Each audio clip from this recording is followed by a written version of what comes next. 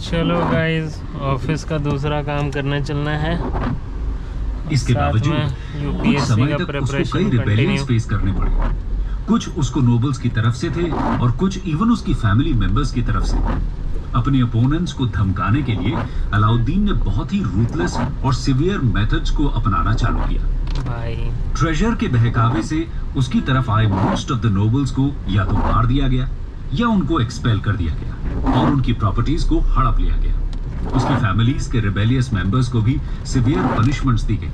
दिल्ली में सेटल हुए कई हजार मंगोल्स का इस्लाम एम्ब्रेस करने के बावजूद उसने मैसेकर करवाया। इसका कारण यह था कि इन कॉन्वर्ट्स ने गुजरात को लूटने में अलाउद्दीन की मदद की और इस लूट के बड़े हिस्से की डिमांड की। इन रेबल्स की वाइव्स और चिल्ड्रन को भी हार्श पनिशमेंट्स दी गई। हिस्टोरियन बर्नी की माने तो ये प्रैक्टिस न्यू थी और अलाउद्दीन के सक्सेसर्स ने भी इसको कंटिन्यू रखा। अलाउद्दीन ने कई तरह के रेगुलेशंस को बनाया जिसके चलते नोबल्स को उसके खिलाफ कंस्पायर करने से प्रिवेंट किया जा सके। सुल्तान की परमिशन के बिना उन्हें मैरिज अलायंसेस और फेस्टिविटीज सेलिब्रेट करना अलाउड नहीं था। उसने वाइन्स और इंटॉक्सिकेंट्स को बैन करवाया जिससे फेस्टिव पार्टीज ना हो सके। नोबल्स पर नजर रखने के लिए उसने एक स्पाई सिस्टम को भी सेटअप किया। इन हार्श मेथड्स का यूज करके अलाउद्दीन ने नोबल्स को अपने सामने झुकने पर मजबूर कर दिया। उसके मेथड्स डायनेस्टी के लिए लॉन्ग टर्म में घातक साबित हुए। अलाउद्दीन के नॉर्दर्न इंडिया के इन्वेजन्स की बात करें तो अलाउद्दीन ने 1299 और 1304 में अपने जनरल्स उल्लूग खान और नुसरत खान की मदद से गुजरात को इन्वेड किया और कॉन्कर किया। 1301 में उसने रणथंबोर को कैप्चर किया और वहां के रूलर हमीर देवा को मार दिया। अलाउद्दीन ने मालवा, चित्तौड़, धार, मांडू, उज्जैन, मारवाड़, चंदेरी और जालौर को भी कैप्चर किया। अलाउद्दीन के साउथ की इन्वेजन्स की बात करें तो अलाउद्दीन पहला सुल्तान था जिसने साउथ इंडिया पर अटैक किया। अपने जनरल मलिक कफूर को उसने साउथ के रूलर्स पर अटैक करने के लिए भेजा।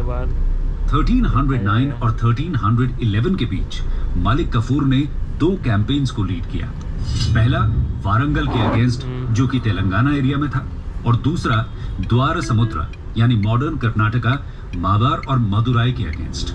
उसने वारंगल के Pratap Rudra the second, Hoysala king Veera Ballala the third को भी डिफीट किया। मलिक कफूर ने रामेश्वरम में एक मॉस्क का कंस्ट्रक्शन करवाया। साउथ के किंगडम्स ने अलाउद्दीन की पावर को एक्नॉलेज किया और उसको मॉनेटरी ट्रिब्यूट्स पे किए। अलाउद्दीन ने अपने रेन में 12 बार सक्सेसफुली मंगोल इन्वेजन्स को भी रेजिस्ट किया। आइए बात करते हैं अलाउद्दीन की डोमेस्टिक पॉलिसीज के बारे में। अलाउद्दीन पॉलिसीज। भाई चलो जल्दी निकलो, नहीं तो सल्तनत की पोजीशन एम्पायर के सेंट्रल पोजीशन पर कंसोलिडेट हो चुकी थी। ये देखो भाई, इसके चलते सुल्तान इंटरनल रिफॉर्म्स और एक्सपेरिमेंट्स कर सकते थे। अलाउद्दीन ने divine right theory of kingship को फॉलो किया, यानी मोनार्क की kingship right direct will of God है।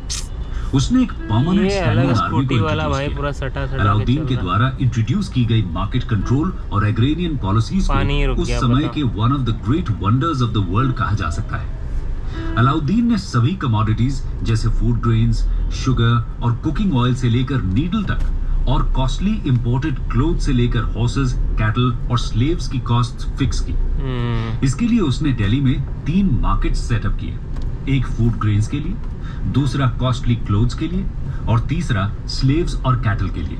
ये हर मार्केट एक हाई ऑफिसर के कंट्रोल में हुआ करता था जिसको शाहना कहते थे।